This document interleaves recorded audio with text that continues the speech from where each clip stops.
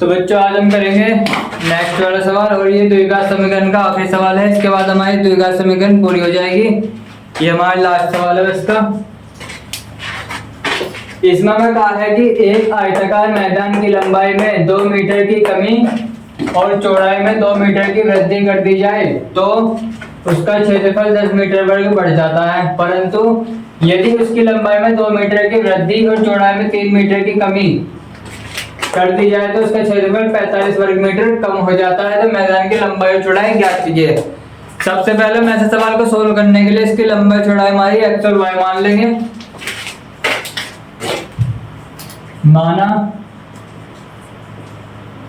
मैदान की लंबाई हमारी जो है वो x मीटर है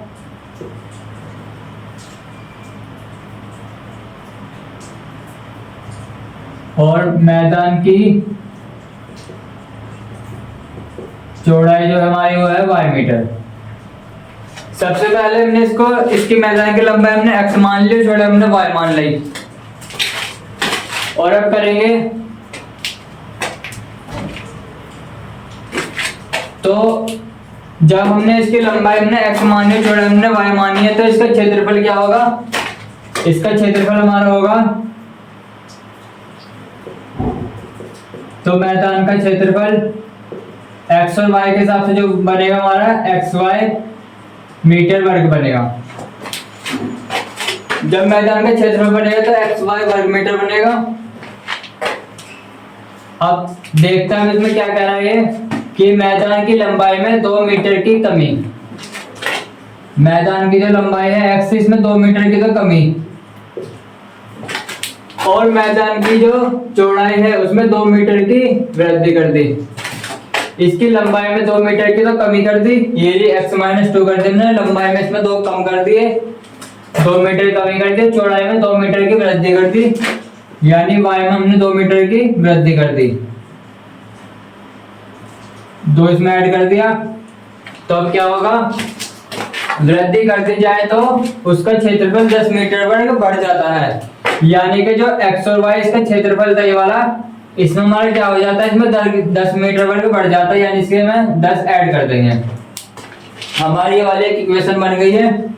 इसको सोल्व करेंगे, इसकी इसमें मल्टीप्लाई करेंगे xy plus 2x minus 2y और फिर माइनस के 2 दूनी 4 और ये जो हमारा 10 है इधर उठा के ले आएंगे इसको सोल्व करने के लिए।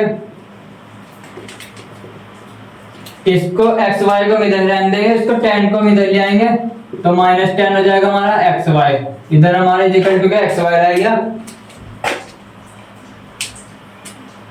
और x y हमारा x y से x y प्लस के दोनों कट जाएंगे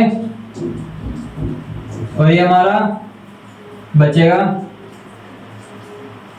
2x माइनस 2y और माइनस 14 इज इक्वल टू 0। अब ये हमारा इसे भी इधर ले जाए हम 14 को minus 2y is equal to 14। इसको हम 2 से भाग दे देंगे, 2 से भाग देने पर बचा हमारा x minus y is equal to 7। 2 से भाग, हमने इसको 2 से भाग दे दिया तो हमारा बचा x minus y is equal to 7। अब इस वाले को हम इक्वेशन 1 मान लेंगे, आगे यूज में आएगी। अब दूसरे इन्होंने में कहा है कि परंतु यदि उसकी लंबाई में 2 मीटर की वृद्धि, यानी x जो हमारी लंबाई है में 2 मीटर की तो वृद्धि कर दिया है, उसकी लंबाई में 2 मीटर की वृद्धि यानी x प्लस 2 और चौड़ाई में 3 मीटर की कमी, यानी कि हमारी चौड़ाई y में 3 मीटर की कमी कर दी जाए तो क्या होता है? कमी कर दी जाए तो उसका क्षेत्रफल जो होता है 45 वर्ग मीटर कम हो जाता है, यानी जो इसका क्षेत्रफल हमारा xy है वो हमारा 45 वर्ग मीटर कम हो जाएगा। ये जितना हम 45 माइनस कर देंगे।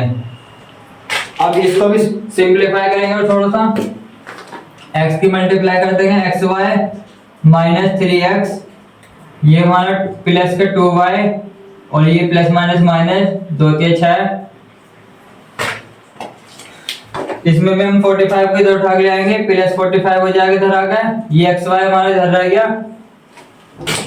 फिर से ये हमारा सेम है, एक्स वाई कट जाएगा और ये हमारा बचा माइनस का 3x प्लस का 2y और ये हमारा प्लस 45 है माइनस का 6 है, तो यानी कि प्लस के 39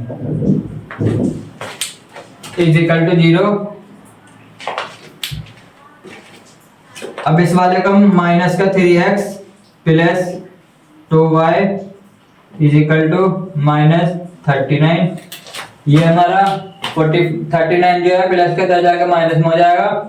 अब इसकी माइनस में मल्टीप्लाई कर देंगे ताकि माइनस खत्म कर दें, माइनस की मल्टीप्लाई करेंगे दोनों पक्षों में, तो ये हमारा बचेगा प्लस का बचेगा, प्लस का 3x, ये हमारा माइनस का 2y और ये हमारा इक्वल टू 39।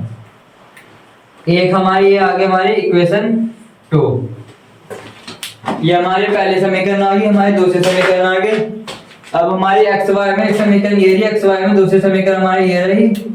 अब हम इसको सॉल्व करेंगे और इसको सॉल्व करने के लिए समीकरण 1 और 2 से सबसे पहले हम इसमें जो है या तो हम यहाँ से इसकी एक्स की वैल्यू निकाल लें तो हमारा काम बन जाएगा, वरना हम इसको सिंपलीफाई ऐसे कर सकते हैं कि इसमें हम 2 की मल्टीप्लाई करेंगे और इसमें से इसको घटा देंगे, बड़ी में से छोटे को घटा देंगे, नहीं तो समीकरण 1 में 2 की गुना, समीकरण 1 में तो 2 की हम गुणा कर देंगे और फिर इसमें से इसको घटा देंगे। समीकरण 1 में 2 की गुणा करके